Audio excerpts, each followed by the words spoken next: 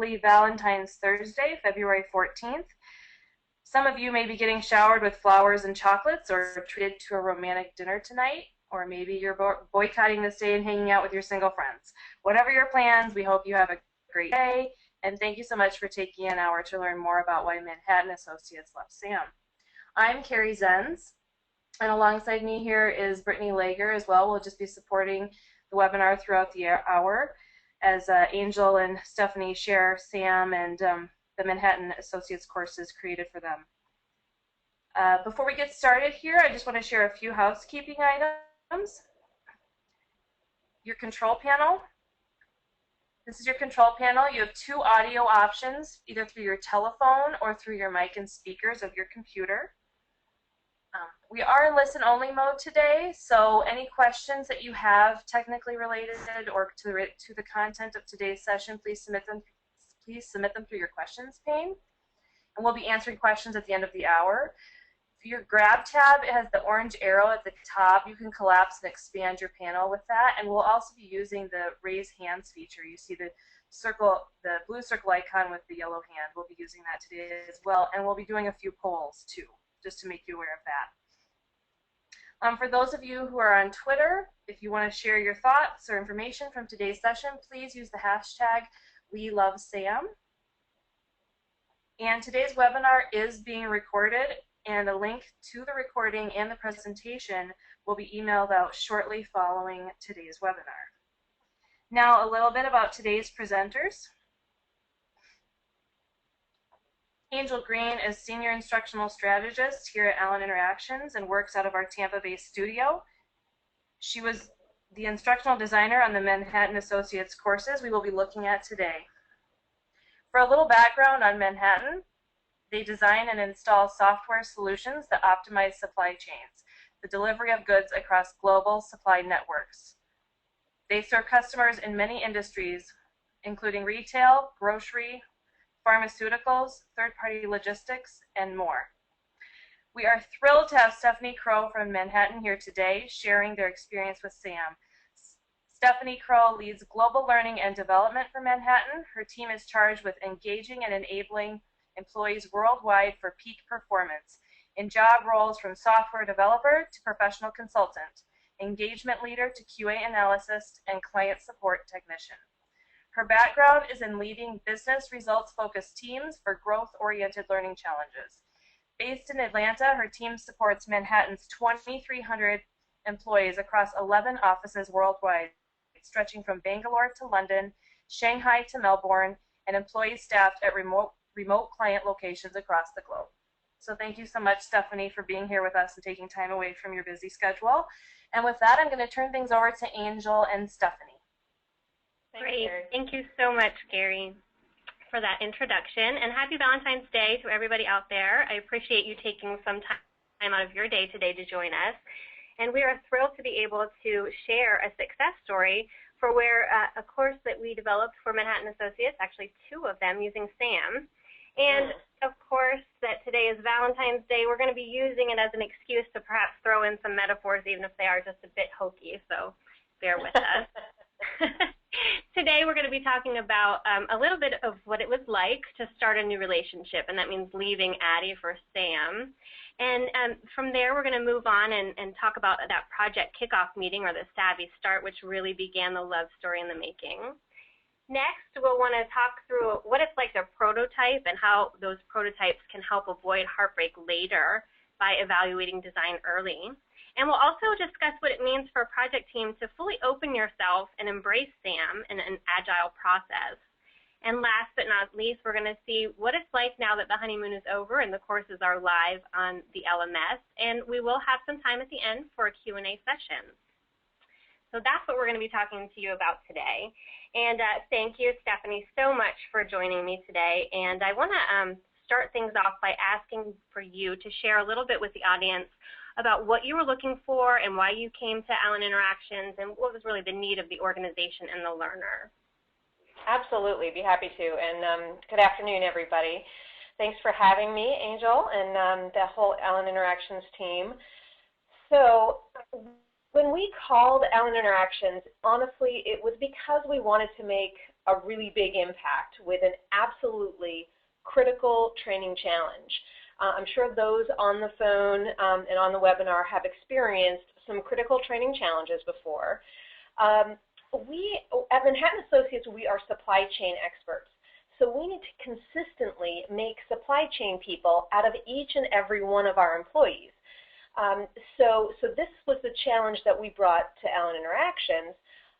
And before I get too deep into that, I wanted to take a quick poll of the audience to see how familiar you are with what I mean when I say supply chain. So how familiar are you with supply chain? Are you very familiar, somewhat familiar, or I don't have a clue what you're talking about when you say supply chain? Go ahead and answer the quick poll there. We'll get a feel for the audience.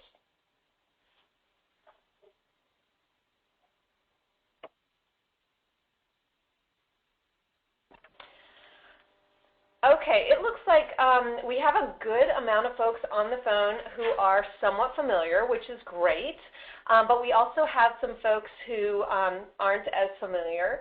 So if we can maybe be given some leeway by the folks who are very familiar and familiar with supply chain, I'll give you a quick overview of what we do in the markets we serve. So, because as you know, training is all about providing results to the business, and so having business acumen is critical from a training perspective. So supply chain essentially is just getting goods to the consumer. So from the manufacturer through transportation, distribution, out to either retail stores or online sources of purchasing, how to get those goods in a quick, timely manner to the consumer. What we do is our clients want to optimize that supply chain as best possible, so we provide technology solutions that help them optimize both within the functions of the supply chain and across the supply chain. So if you have whatever you're wearing today, or if you have a computer on your desk, or a coffee cup, or if you maybe ordered something online recently, it got to you through that provider's supply chain. Does that help? I think it does. Okay, sounds great. So if you think about that supply chain that we serve, like many organizations, we face challenges of having somewhat of a siloed workforce. What we have is specialists who really specialize in a particular area of the supply chain, and what we needed was a way to educate our employees so that they could understand end-to-end supply chain, really understand what came before them, what comes after, how our clients really can leverage the impact across the supply chain. So, so without this full supply chain awareness, we recently integrated all of our solutions across a supply chain platform. So we needed this end-to-end awareness. Frankly, you know, when folks are siloed in their roles, costly errors can happen and rework can result. So we wanted to have this awareness. When I was speaking to the Allen Interactions team, we also talked about how we have staff in regions where fully integrated supply chains aren't exactly in your backyard. So that intuitive experience that our most experienced experts have from visiting multiple types of supply chains, multiple client locations, that takes years and scores of customer visits to really achieve. So what we wanted to do is get this awareness and this intuitive experience quickly to our entire global staff. And that was the challenge, really, which, by the way, our old course died with our old LMS, so can we have it in 3 months and by year end, Angel? Yeah, and over the holiday season? Sure, no problem. That'll be fine. No worries. So before we get too far into what SAM is, I'm going to ask a question too, you know, about the using of the word SAM. And first of all, how familiar are you with SAM? Are you very familiar? Have you been using it for your project development and loving it? Do you know what SAM is, but you don't currently use this type of process? Have you heard of SAM but don't know much about it? Or who's SAM and what are you referring to at this point? So go ahead and take a minute to answer the question. Okay, so I see some results coming on there. Good. Good. Okay, so it seems like we have a majority of people who have heard of SAM but don't necessarily know much about it. So that helps drive my conversation with you guys today. And then following that, before I give away the answer, what does SAM stand for? Is SAM some ADDIE model? Is it a standard approach model? Is it a successive approximation model? Could it be that sweethearts always matter? Or is it the successive advanced model? This one, everybody's blowing through this one. All right. Nobody is choosing sweethearts always matter. Wonder why. Just because it's true. Oh, somebody there selected it. I saw that. Okay, so good. So most people know that SAM stands for the successive approximation model. And just because it's Valentine's Day and we want to share some love with you, we have a little giveaway. So we've already given you one of them with Sweethearts Always Matter, but if you could share with us the first 5 people to provide a fun Valentine's spin on what the SAM acronym stands for in the questions panel will get a free SAM poster and one of these I Heart SAM t-shirts. And Carrie and Brittany will announce the winners at the end of the webinar. So go ahead and answer those questions. All right. So for those of you who are not too familiar with SAM, I'm not going to go too deep into what SAM is, as we have tons of resources available on SAM, and today is more of a focus on the how. But in essence, SAM, or the Successive Approximation Model, is the subject of the recently published ASPD book, Leaving ADDIE for SAM, by Allen Interactions founder and CEO, Dr. Michael Allen, and Dr. Richard Seitz, who is the VP of Client Services for Allen Interactions. And in essence, SAM is an agile development model, which our studios have used for years to design and build learning events for our clients. But unlike traditional instructional design models, where a lot of the effort takes place up front, SAM from the start starts with the design. And basically, you're going to be moving through this design through an iterative nature as you progress through the project to get to a goal and final deliverable. And what we're looking for as the SAM project evolves is early and frequent input from stakeholders, from subject matter experts, and from recent learners.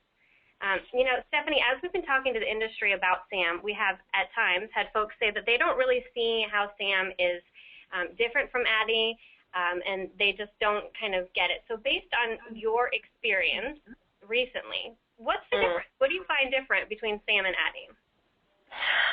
Well, so how do I count the ways? You know, it's tough, poor ADDIE, right? But I really find SAM to be tremendously different from ADDIE. Since we're playing off of the Valentine's Day theme here, thought I'd say that starting an instructional design option is kind of like suggesting just drinks for our first date. You know, you can always go to dinner if you want, if things are going well, but if they're not, you can easily sort of get out of town and bow out of the relationship quickly if you know it's not going to last. Some things are quick experiences and you can move on, and some of them really are built to last. And finding those early and knowing which ones you really want to commit to from the beginning, like the couple on the right, you know, it's really what you want to find out early in the process so you don't commit. With ADDIE, you have to commit hours of analysis and getting to know the subject and maybe even build output level materials so that you can get official, I don't know, approval from the parents before you even know if you really want to commit to this relationship, right? So essentially, you end up doing so much from the beginning, even, you know, trying to get a sign-off from a storyboard that is fully designed, that even in those cases the stakeholders don't really understand how to give you feedback on a storyboard.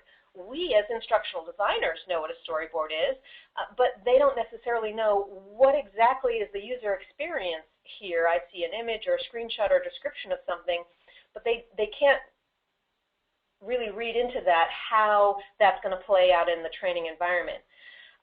SAM prototype ideas, on the other hand, are more like speed dating.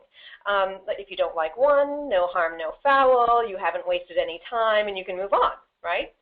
Plus the fact that they're visual, they're action-oriented. People in the business, like those subject matter experts, like stakeholders, they can give good input early because they experience what it is that you're talking about in the training experience. And they can give input that's directionally helpful early on to say, yes, that's going to get us there, or no, that's not going to get us there, that supports the objective of the overall course.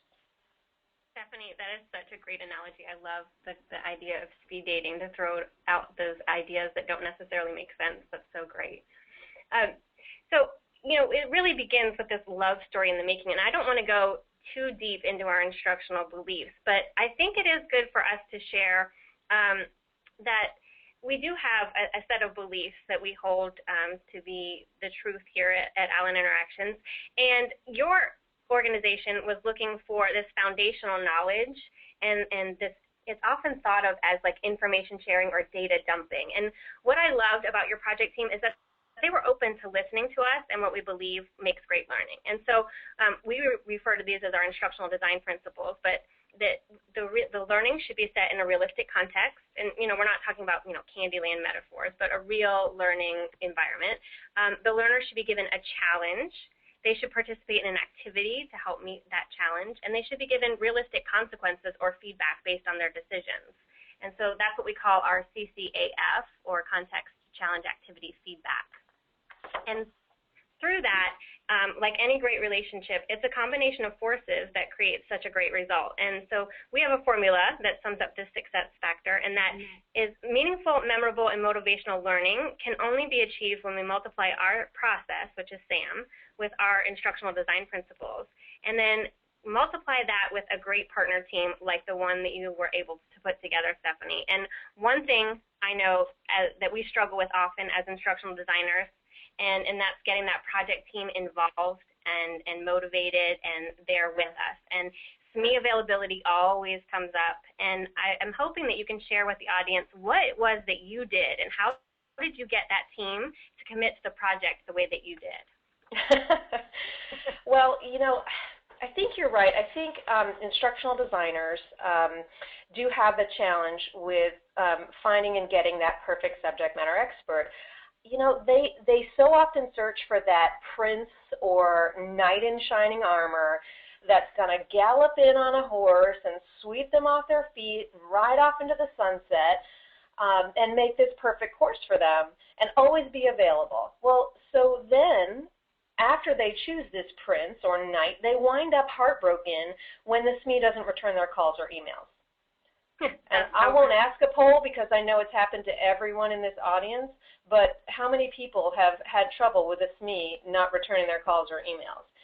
Yeah, but instead, if they lower their expectations, then you can widen the pool and get commitment from someone at the same level as the learners that you expect to come out of the actual training course. That is so key right there. What you just said was awesome. And so I liken it to us as instructional designers searching for our Jake Ryans, for those of you who are children of the 80s and grew up with this, but that popular boy who's going to come sweep you off your feet and return your phone calls and be there. When really, if we looked around, you could have gotten the information that you needed a long time ago, not at the end of the movie, but at the beginning, from that guy next door, the Farmer Teds of the world. And they have the information that you need. They have what you're searching for, and they're willing and happy to share it with you. And so you were able to pull a little bit of both. So share with us what it was that you did.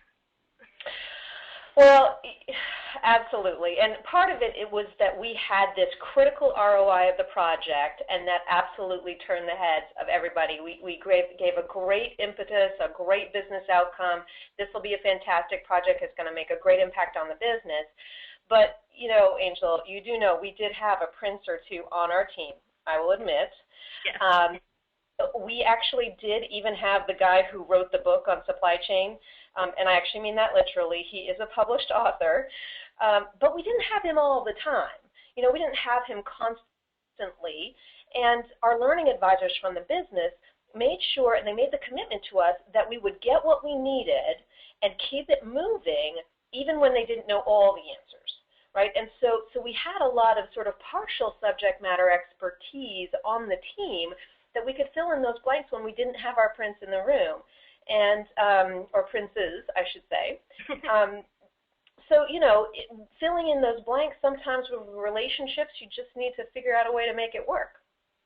Yeah, and what was great about that team is that you had them there from the beginning. So at the beginning of an SAM project, we have this thing called a Savvy Start, and it's in essence a brainstorming meeting.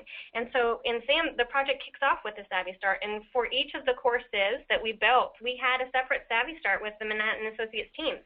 And both times, we spent 2 days discussing the needs of the organization, the needs of the learner. We were prototyping and, you know, often throwing away ideas for interactions while we were in that meeting, and just energy and brainstorming. And so what was your experience, and what did you feel like in that Savvy Start? Well, I think that very much like a first date, the Savvy Start is designed to be uncomfortable. But that's okay, and here's why. The combined positive energy of this urgency to focus on the behavioral and action-based outcomes of the learner, plus you have a new team, right, coming together with their range of expertise, and then you've got the excitement of the possibilities of what the course is going to be like and what kind of interactions you're going to have. It's a very intense couple of days, and it's because of that intense focus on the outcomes of the course, there is a huge ROI of that time. Honestly, Angel, at first blush, we thought, are you kidding me? 2 whole days for all the SMEs and the instructional designers, all, you know, for one course? And then, you know, during that Savvy process, we saw those rapid prototypes evolving before our eyes, and honestly, it was then when we realized we just saved months of agonizing worry and analysis and possibly wasted time and resources and such spent on designing a lesser solution. So that intensity creates that return. The focus is just tremendous. Right. Right, and so I wanted to. Angel, I just wanted to interrupt quick. We had a comment from Andy. He said, SAM offers the ability to build curriculum in real time and on time to obtain ROI. So I just thought that was a nice comment. Yeah, that's a great observation. Thank you, Andy. That's awesome.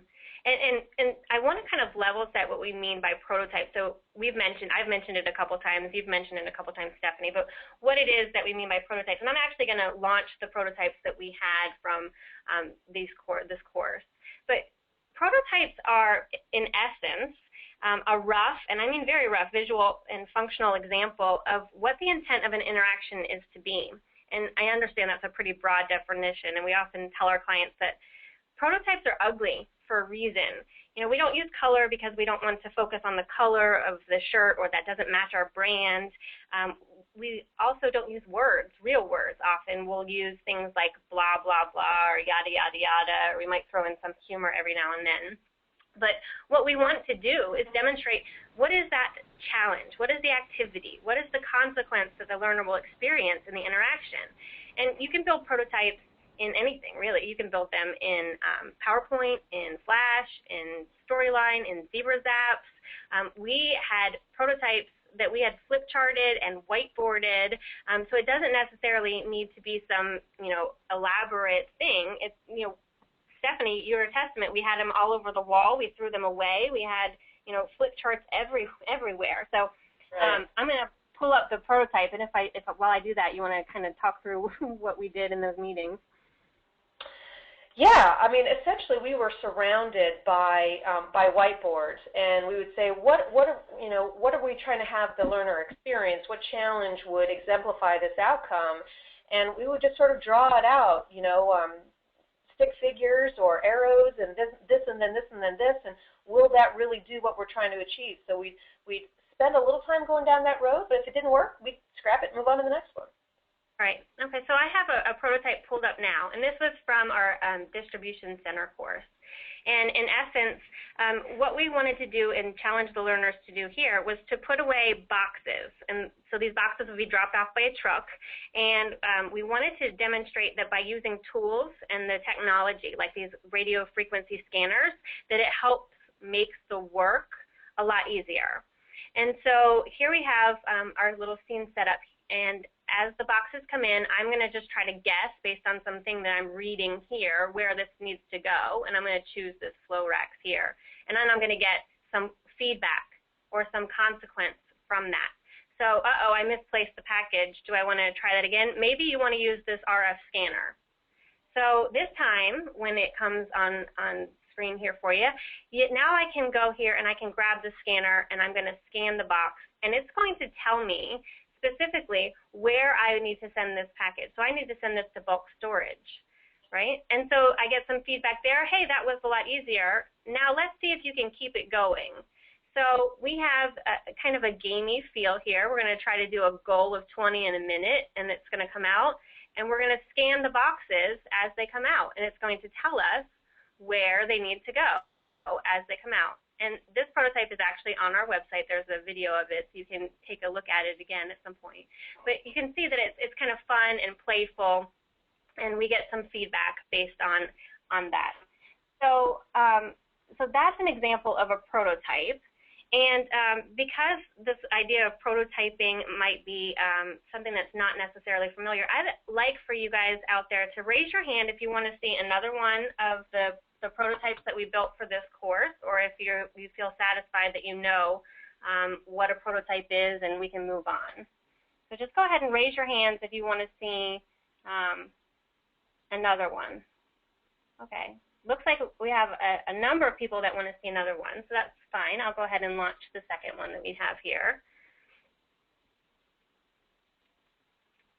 Okay, and while I wait for it to show up on your screen. Okay, so this is the supply chain course. Remember, we mentioned that we did 2 courses, and one of them was for the supply chain foundational knowledge, and the other one was for the distribution center. So here we're talking about the supply chain, and in essence, we wanted to show the learner, in this case, what it was like if you were given information and how much easier it is to make decisions if you have knowledge. So that idea of having upstream and downstream knowledge.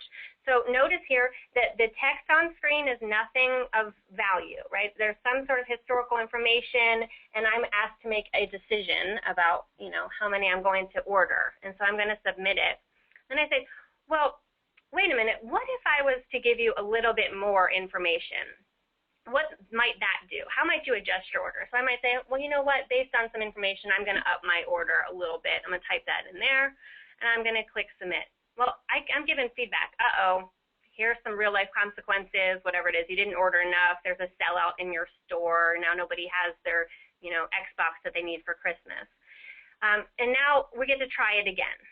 So this time, I'm going to go through it, and you're going to see, again, that I'm given some information, and I can make an initial selection for this. I'm going to submit it. I'm going to see some more information again. I might adjust my order up again. Let's say I'm going to go to 200 this time.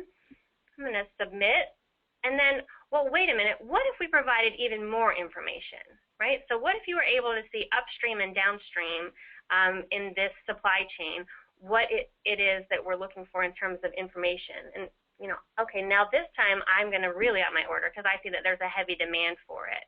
And so then you get some feedback of this is why it's, important for you to have this.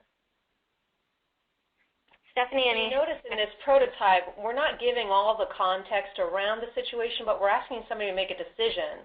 So, you could tell somebody all day long, it's important to go be this person. To this person, this is what's important. To that role, that's what's important. You could give lists and litanies of information and knowledge, but you're actually asking, in this case, the learner to make a decision, and all of a sudden they're wearing someone else's shoes.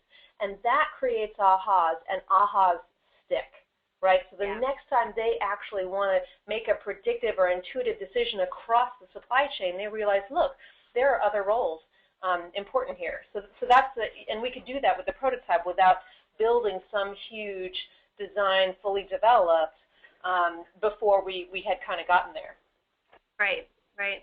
And so when we finished the Savvy and we had these prototypes, it's not that, we go off and just now go and build, right? So we don't vanish from the Savvy Start, but together we work through SAM, and we work through this process.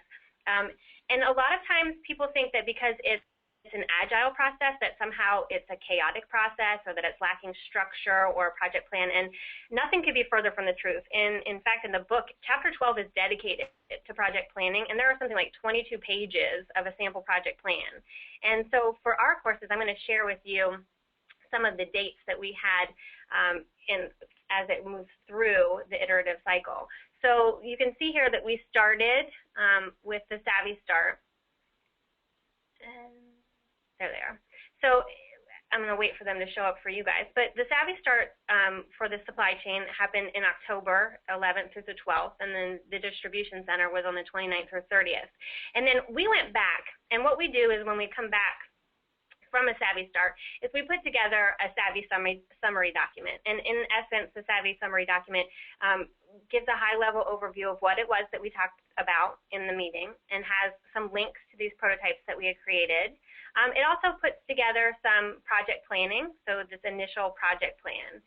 And then we send that over to you, Stephanie, and you guys took a look at it, and you said, you know what, we want to make a couple of changes, some minor modifications to the prototypes that we had. And so we went back and forth a few times, and then when we were finally satisfied that these were the interactions that we were going to do, we created what is called a design proof. And in the design proof, you have media prototypes. So we had some ideas of having some photorealistic versus some more kind of animated, drawn type of characters, almost a gamey feel.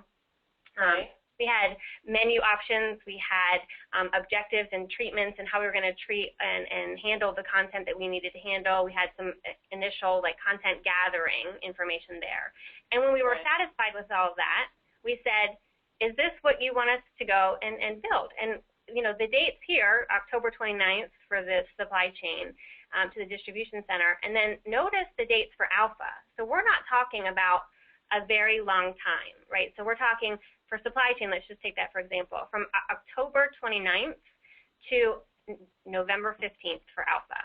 Because we have spent this whole time coming up with these ideas, and we know what it is that we're going to build. And so now it's just kind of rubber hits the road, and not to downplay the work that's involved in that, but it's easy for us to move from this design proof to an Alpha. And an Alpha is really the first release of this complete course. And so you guys took that Alpha, and you sat down and you provided us with a review of this Alpha. And we made those changes, and we went to beta. And then from the beta review and the beta release, you're just, dotting your I's and crossing your T's. And then we launched out the gold version, which is the version that goes up onto the LMS. And so, Stephanie, from your perspective, can you share with the audience what it might have felt like to go through this process together? Well, yeah. I mean, you mentioned that people think that SAM is any iterative or agile process might feel chaotic, but it really didn't. It feels more like a dance, actually. There are rhythms to it where it's sort of like, to me, it feels like iterative cycles. And they have mostly prescribed steps, like in a dance, but it allows for improvisation in case adjustments need to be made, or to achieve an even better result. We see a missed opportunity and say, hey, let's do this, and it'll be even better for a learning outcome. So at each stage, the SMEs or the instructional designers, we were given concentric levels, it felt like to me, concentric levels of detail to provide. So at first, it's the high-level stuff, making sure things are going in the right direction, are the right components included. Then it's the details behind the components at the next phase. And then after that, it's filling in the data or the actual text and descriptive images and primary source material. So whether it's a content list or a direct list of questions you guys were asking us, we weren't going out and getting absolutely everything that exists on the subject matter. Right? Because then you're gathering too much primary source material and spinning your wheels and spending all kinds of time on things that are not going to be used. In this case, the primary source material didn't come until the end. So we only sought out and selected and built source material that supported the components that we had chosen for the course, and hence the objectives for the outcomes for the learner. So it was, that heavy lifting was designed to be where it would come closer to the end, where that large amount of time was being spent on a fewer number of things. Right, right. And, it's great because I think we really form a partnership in this collaborative environment and this back and forth, having them involved from the beginning at the Savvy Start, really just being able to iterate through it. There were moments where we potentially picked up the phone and said, hey, I have an idea. Can we talk through this? And we scheduled a quick meeting. So it wasn't that there was this, oh, we're out of that phase of this project and we can't go back and talk through this. If something seemed like it would be a better way to treat it, we just dealt with it right then and there. So that was really beneficial. So, now that the honeymoon is over, right? And now you have 2 courses on your learning management system. You have this is what it wound up being. Remember I said that there was, photoreal versus the kind of gamey feeling. And this was the distribution center basics, and this is how it turned out. This is the menu, and this is the supply chain overview menu is the next one that's up. I'll wait for that to load for you. There it is. And so I'm going to circle back to the original prototypes that we showed earlier in the webinar. And so I want to show what it looks like at the gold level. And what I want you to do is kind of look at, as I do this, at some of the similarities and also some of the differences between the two. Because when we move from alpha, or from the initial prototype to the gold version, we've made some changes. So this is the gold version of the prototype that I showed with the radio scanner, with the radio frequency scanner. And you'll notice one major difference immediately when you see the interaction come up.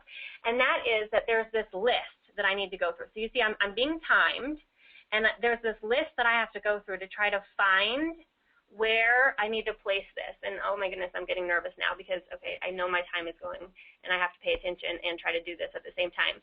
But I'm searching for each, oh, it was right there on screen with me. I'm searching for each of these products as I go through. And I know that I am being timed, and I know that I want to get these things right, because there's that, kind of gamey component to it. And so now I need to find this pancake mix somewhere. I don't know where it is. I'm just going to put it on B and hope that I was right. Okay, tissue paper, I'm just going to put it here. And so I just want to get this finished, and I want to look through here, and I want to beat some sort of time. I'm just going to set there. How did I do? Uh-oh, I only got 4 out of 6. It really is, and we get some feedback here that it's quite cumbersome to look through these lists to determine where a product need is headed, isn't it? And I made some mistakes, and then I'm given the consequences of those mistakes. So along the way, without these organized palettes, it's going to take a long time for us to get these things put away. So if we put things in the wrong place, what is going to happen? So then we talk a little bit about what it's like when you optimize and why it is that we should focus on these technological changes and why it's helpful. And it's not about the why, it's about the feeling that I have now. So here it comes, I scan it, I'm told immediately where I need to place this.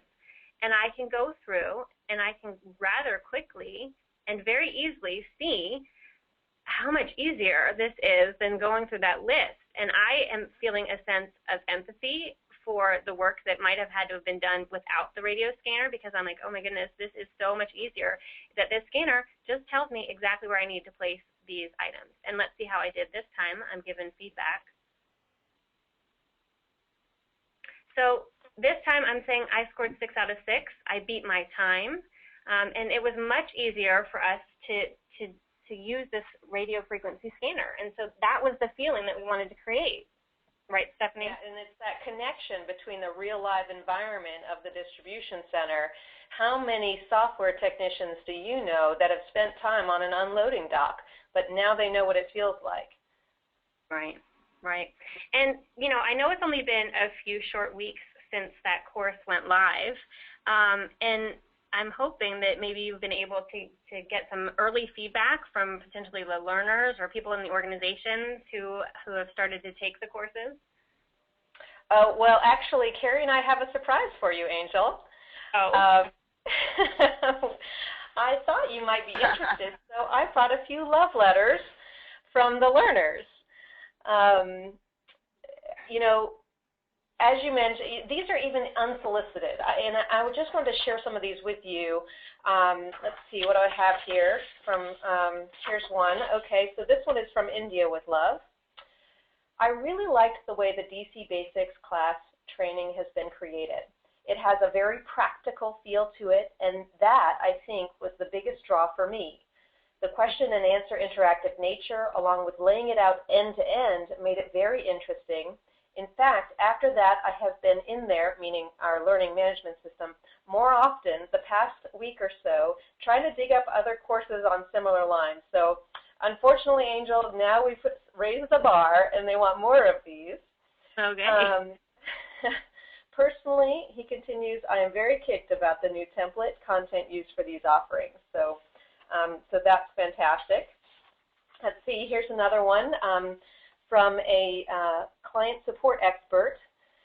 I was quite impressed with the production value of these training courses. They're certainly very visually attractive and are also quite engaging in the way that they include short quizzes and simple interactive scenarios that have something of a game type feel to them. Okay, what I find hilarious, Angel, is I swear I did not plug these people. You planted that one. No, there are 3 phrases in here that I specifically said to you guys at the very beginning of this project.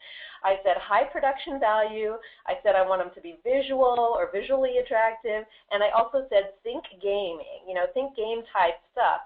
And this is exactly what we achieved, so well done, team. And then finally, here's one. This is a leader in our consulting practice. And I love this one for a couple reasons, but this one says, simply put, these courses were fabulous, very informative and interactive. I'm so glad I took them. And there's exclamation points in the whole thing. But then in the same communication, he does an aside to his team. He says, team, I'd very highly recommend these 2 if you've not taken them already, and suggests that they take them in the order that we recommend. But honestly, there is no higher praise than basically telling your team, I recommend this course to my entire team because this will help us move further along the goal of what we're trying to achieve. So well done, Angel and your team. Well done, Allen Interactions. And I'm just so pleased with the feedback that we've received from the learners. I am sitting here grinning ear to ear. You have made my day. And hats off to our team here in Tampa. We have such talent here. And we have developers and media artists and writers and QA specialists and who made sure that you all got the best product for Absolutely. invested with us. And it sounds like, you know, that's straight from the mouths of people that are taking it, and that's exactly the kind of feedback that we love to hear is, you know, what do these learners think? And to use words like engaging, I mean, I heard that word and my ears just like perked up. I'm like, are you serious? That's amazing. So that's great. So thank you so much for sharing that with me. That made my day. So now we get to move on to some questions and answers. I'm sure that the chat has been blowing up. I've been seeing it kind of flash, but not paying too much attention to it. So, Carrie, do we have some questions out there for us? Yes, we have a lot of questions. So one of the first ones I wanted to ask you was, what was the makeup of the Savvy Start team? And then the second part of that was, this person asked, how many people or resources are needed for the Savvy Start? My company is very hesitant about getting all the resources in one place. That was actually from Larry. So what was the makeup of your Savvy Start team, and what do you feel is the right number of resources for a Savvy Start? Stephanie, I'll let you handle that one. Sure. Yeah, so our first Savvy Start was highly educational for us, right? So we had the Allen Interactions leaders facilitated that with their lead designer. So there were 2 folks there, plus there was a stakeholder, myself, Our two learning advisors, we have learning advisors who belong to our learning and development team, but they're from the business on rotation. And then our two identified subject matter experts, and then our instructional designer who their role on this project was more of a learning consultant. I also included a second instructional designer because that person was pegged to handle the next course, so they kind of flip-flopped and attended each other's savvies so they would know what to expect. So that was the number in the room. And I would say a lot of it, we didn't all absolutely have to be on the project end to end, but this was a highly critical project. I'll also add, depending on the subject matter and what you're taking on, we recently had one of those instructional designers run her own Savvy Start on a smaller scope project, and she had 3 or 4 SMEs in the room, and she facilitated. So I think there's a flexibility, and Angel, I'll be interested in your feedback as well on the range on the Savvy Start. Certainly, there is. What we recommend is that we keep the group small, and here's the reason why. We want to make sure that everybody has an opportunity to freely express their opinion, to brainstorm in an environment that is open and not too crowded and not too full of people. But what we also say is that those who can say no later in the game should be in that meeting, right? So if you have a stakeholder, that sometimes we call them swoopers, that could come in and say, you know what, this is wrong, this is completely not where we wanted this learning to go, we need to have them involved early. So when you're planning for your Savvy, have somebody there that can, facilitate the meeting, facilitate this, brainstorming, have some subject matter experts, potentially some recent learners or managers, and then have people that might be stakeholders. And they don't need to all be in the room at the exact same moment. So if you have subject matter experts that you can bring in and pull out and talk through an interaction or two, it helps when they can stay the entire time because they can see it organically develop. But, if it's resource intense and you feel that, getting people holed up in a room for a long time is going to be a challenge. We've had Savvies on the phone. It's certainly not as successful as it has been when we've had them in the room. But, just the opportunity to have some initial brainstorming and design, conversations early from the start. And to kick off this project by talking about the design and what you want the learners to be able to do, not what you want them to know. You don't want to throw a bunch of content on there. You just want to know what they need to do. And so those people are the key people to have in the room. And of course, the SAM book has, suggestions of who and how to run the Savvy. So you can look at that. Another question, Angel, is what was the makeup of the design team? Okay, so on our end, we have media artists who create an interface. We have an instructional designer, so that's myself. I have a writer or two that could help, write out some of the content, and then Stephanie's team had an instructional designer and writer that could help, bounce that content back and forth. And then we have a team of Flash developers here, because this was created in Flash, that can help create the course. And we have a QA specialist that would run through the course when it was over, and made sure that it was meeting standards and functioned and had no typos. Okay, thank you. This question is for Stephanie. Stephanie, did you get some pushback from the SMEs that participated in the SAM process? This individual SME has said, I'll try it as long as it's not too iterative of a process. He wants to know, what are my chances for success? Interesting. Okay, so to kind of feed into what we experience with our subject matter experts or expect, I consistently try to tell my team we need to treat our SMEs like royalty. And it's because they have no time, they have no patience, they have no accessibility to it. I mean, they have real jobs. They have other full-time jobs that they do, right? So, but we critically need them in order to build our good learning materials. So really what we have said is we're going to be so gentle and delicate with your time. We are only going to come to you when we absolutely need your input. So what we do then is actually the iterative process I think when you say iterative, if it's not agile, is actually worse. Like if you take ADDIE end to end and then make it iterative, which I have been forced through in the past, you know, you might QC an entire, you know, module or document end to end, and then they change it all, and then you have to QC it again. If you go through 5 iterations of that, that's 5 times as much time, which is beyond aggravating, right? So if instead you say, look, we're only going to ask you what we need when we need it, so it's going to be little pockets of time. When we need you, it will be highly focused, absolutely intense, and exactly what we need from you. That is what we try to communicate about this agile process. You know, if the word iterative sounds like a multiplier to them, then I wouldn't use it. You know, I would say, you know, first we're going to use this much of your time for these specific deliverables, which may be, you know, objectives, prototype ideas, you know, that sort of thing. That's what I would do, is to say, look, the whole point of this process is to make better use of your time and not ask you questions that, you know, about materials or background or source material that we'll never use.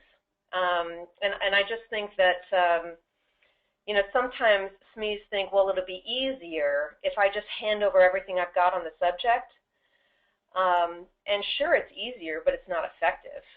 Right. So the only other part I would say is make sure you've got your business outcomes straight, you know, and what's in it for them. You know, most SMEs, they spend hours and hours and hours answering questions on their topic to people who don't have that knowledge yet. So really, over the medium and long term, you're saving them time if you can teach other people about the subject. And I'm not sure exactly how that applies to the environment of the person who asked the question, but that applies a lot for us.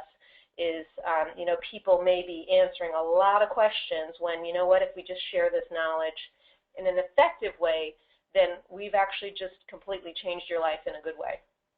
Right. That's a great point, Stephanie. And I noticed you mentioned one thing, and I kind of peeked in the chat window and the question window, so sorry, Brittany and Carrie, for stepping on your toes. But okay, absolutely.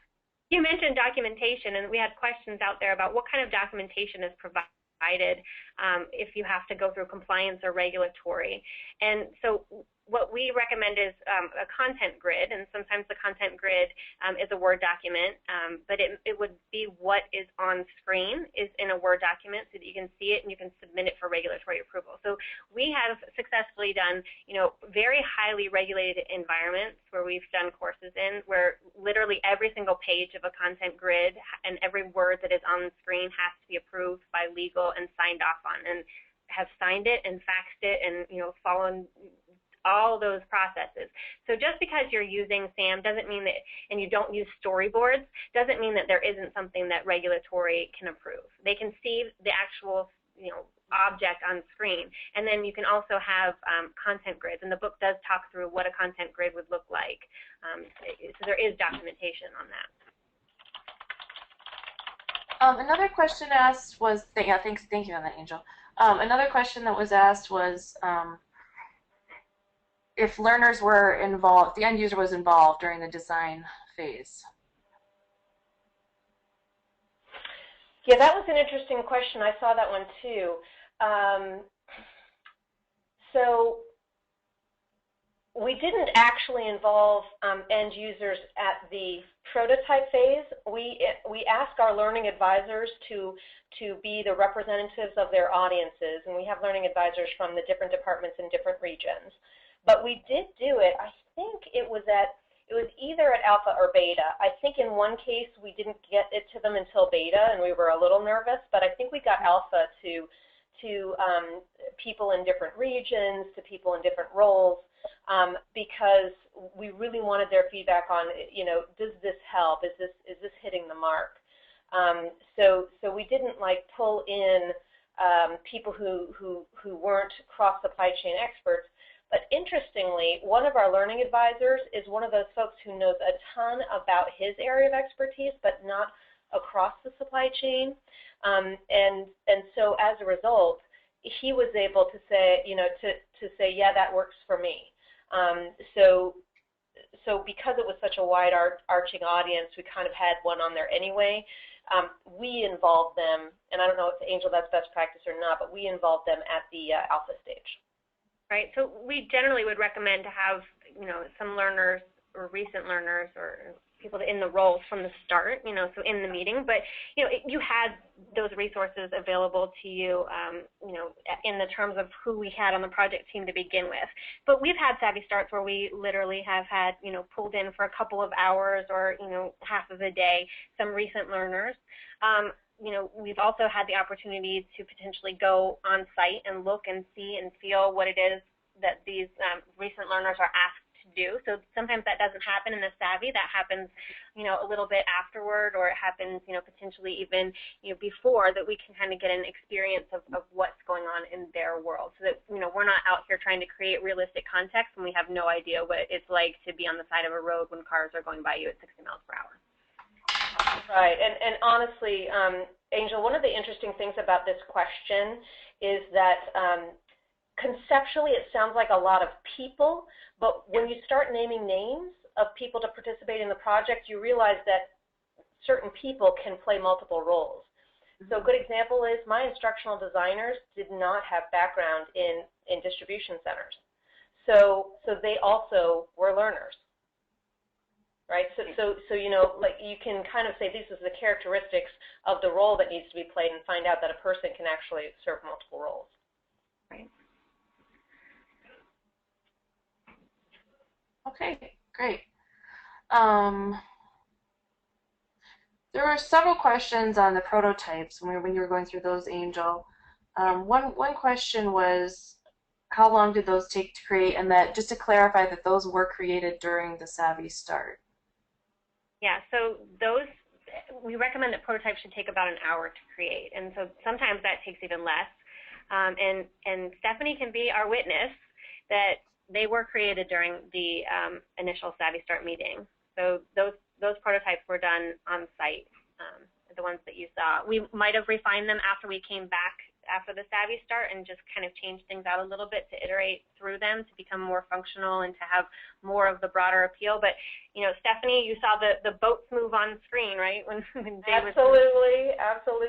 There was even one where there was a forklift that fell over, and we were so impressed, and we were like, oh, that impresses you, just wait, right? But,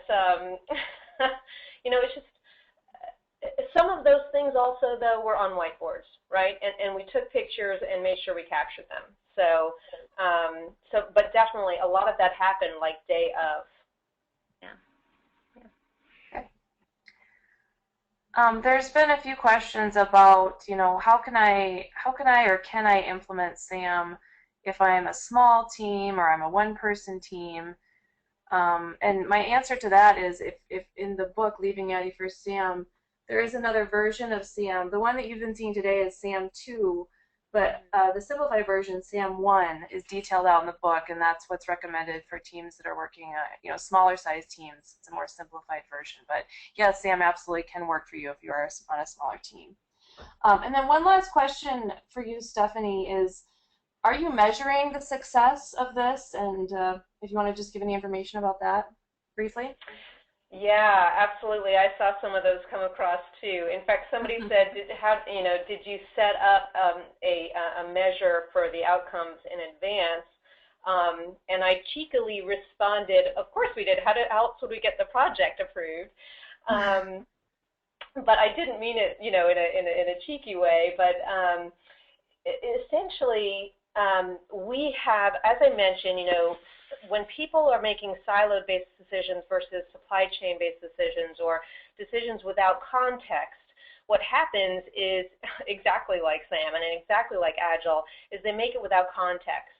And so, we ended up, we actually track numbers related to rework and time spent that wasn't originally estimated to solve certain problems. And that number is what we are directly attacking with this basically providing context to all of our employees to make better decisions in each of their job roles, whether they're doing volume-based testing or building a new modification or enhancement to our system that'll help clients solve their business problems in the supply chain. So that essentially is the number we're targeting. It's a number that we track in both hours and dollars, and we are tracking that. Certainly we have to get everyone to take the course. It's so newly released that we have to get everyone to take the course in order to see that number change, because that number is a trailing indicator, not a leading indicator. But we have that measure, and we're absolutely watching our impact on it. Okay, great. Well, we are at the end of our hour here. So thank you so much again, Stephanie, for joining us, and Angel. Thank you. For sharing all of that information about these two courses and how you applied SAM. Some other resources, in addition to the webinar recording and presentation, we will send to you in a day or so through email. Just want to let you know we have many resources for you to create learning your employees love on our website. More information on SAM, you can purchase SAM on Amazon or at astd.org. There's on-demand webinars, white papers, demos of our work, case studies, and our e-learning leadership blog. And if you want to follow Angel on Twitter, her handle is Learner Advocate. And I just wanted to list off quick the winners of the I Heart SAM t-shirts and posters, the 5 winners. Just first names is what I'm providing. Larry, Jane, Deborah, Mary, and Rainey. We'll be in touch with you and be getting you your t-shirts and posters. So thank you everyone who submitted, your Valentine's spin on SAM. Those were fun to read. You had some really clever ones. So thanks again, and look for the webinar recording, and good luck to you, and happy Valentine's Day. Thanks, everybody. Thank you all.